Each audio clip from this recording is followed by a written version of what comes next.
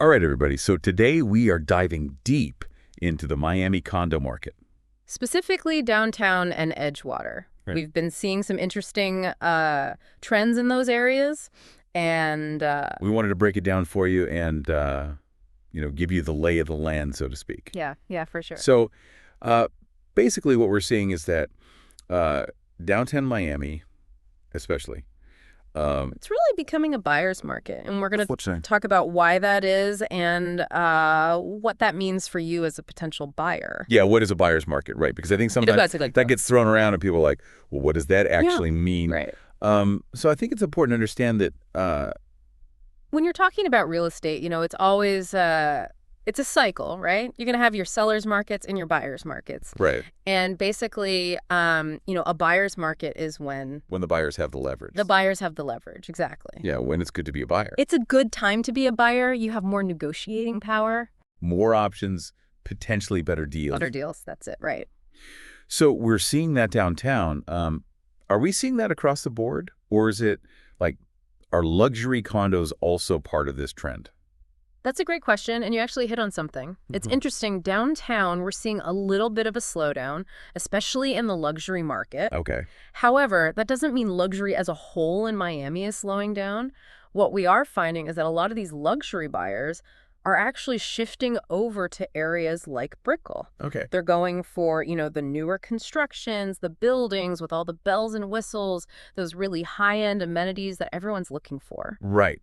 Because everybody loves a brand new building. Exactly. And I think that plays a part. Yeah. It's that new construction appeal. So new construction, different vibe. Maybe that's pulling people towards Brickell. But let's talk about these new listings downtown, because I was looking at the numbers. And there are a lot of them. A lot of inventory coming on, yeah. 137 new listings just popped up, and that includes a big chunk from Aston Martin residences, 22 units. And then there's Paramount Miami Worldcenter. They put 39 condos on the market. Wow. But here's the thing.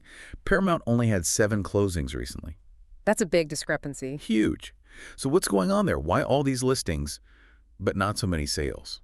Well, I think it speaks to a couple of things. One, like you mentioned, that influx of new inventory, it creates an oversupply. And when you have an oversupply, naturally, that shifts the market more towards the buyer's side. Supply and demand, right? Basic economics. Exactly. Basic Economics 101. And I think the other factor to consider here, especially when we look at buildings like Paramount Miami Worldcenter, is the role of investors. Okay, yeah, investors. They're always a big part of the Miami market, right? Absolutely. And, Miami has always been a hot spot for investors, especially in these, prime locations, these high-rise buildings, luxury condos.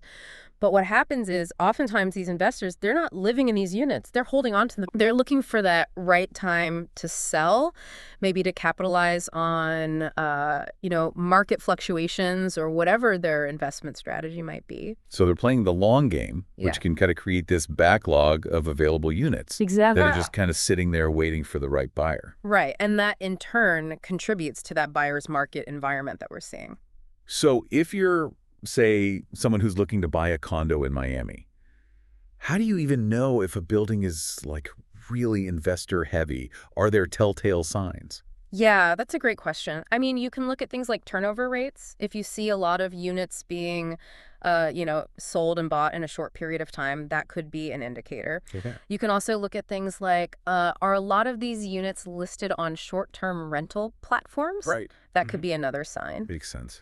And honestly, sometimes the best thing you can do is just talk to people who live in the building. Right. Get a sense of the community vibe. Word of mouth, it's It's- always the best. Yeah, so it sounds like downtown Miami, it's really shaping up to be like the most buyer-friendly area in the mainland condo market right now. It seems that way.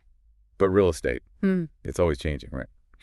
So what do you think? How long can we expect this buyer's market to last? That's the million-dollar question, isn't it? I know, right? If I had a crystal ball that could tell me exactly when markets were going to shift, I'd be living on a beach somewhere, not talking to you. That's fair. That's fair. But no, I mean, in all seriousness, it's impossible to say for sure. What I will say is that understanding these market dynamics, understanding, what contributes to a buyer's market versus a seller's market, paying attention to things like interest rates, those are all really important factors. Yeah, and the economy, like the overall economy. Exactly. Yeah. Those It's things, not weed. it's all interconnected, right? So knowledge is power. The more informed you are, the better decisions you can make, whether you're buying, selling, or just kind of observing the market. Couldn't have said it better myself. So whether you're daydreaming about a Miami condo or you're ready to take the plunge, keep your finger on the pulse, talk to the experts, and maybe even take a stroll through these neighborhoods. Yes, absolutely. See what speaks to you. There you go. Thanks for this awesome deep dive. My pleasure. Until next time.